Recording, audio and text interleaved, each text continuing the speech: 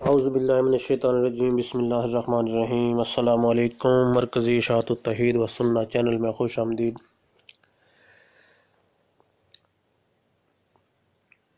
سورج گرہن کے دوران ہمیں کیا کرنا چاہیے اور اس کی حقیقت کیا ہے؟ سورج گرہن دین اسلام میں خدا کی نشانیوں میں سے ایک سمجھا جاتا ہے۔ رسول اکرم صلی اللہ علیہ وسلم کے زمانے میں جب سب سے پہلا سورج گرہن ہوا، اتفاق سے اسی دن آپ صلی اللہ علیہ وسلم کے بیٹے ابراہیم کی وفات ہوئی تھی۔ لہٰذا لوگ کہنے لگے کہ سورج گرہن آپ صلی اللہ علیہ وسلم کے بیٹے کی وفات کی وجہ سے ہوا ہے۔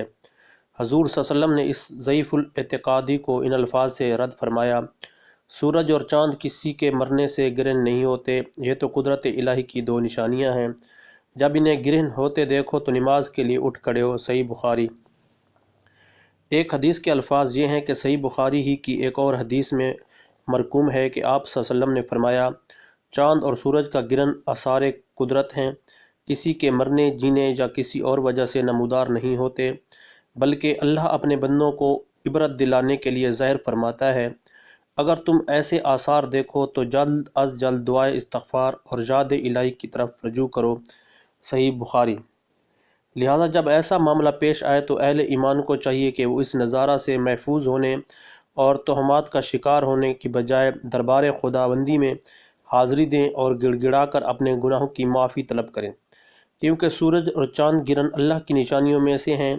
ان کے ذریعے اللہ تعالیٰ اپنے مخلوق کو ڈراتا ہے اور ان کے ذہنوں میں قیامت کے منظر تازہ کرتا ہے کہ اس دن سورج لپیٹ دیا جائے گا اور ستارے توڑ دیے جائیں گے، سورج اور چاند جمع کر دیے جائیں گے، وہ دونوں بے نور ہو جائیں گے۔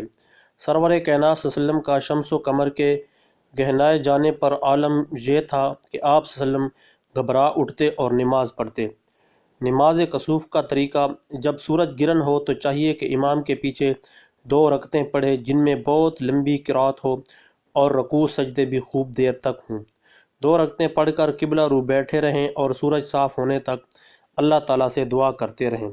سورج گرہن کی نماز کی نیت کرتا ہوں 2 رکعت نماز نفل کسوف شمس کی، واسطے اللہ تعالیٰ کے، پیچھے اس امام کے، رخ میرا قبلہ کی طرف، اللہ اکبر۔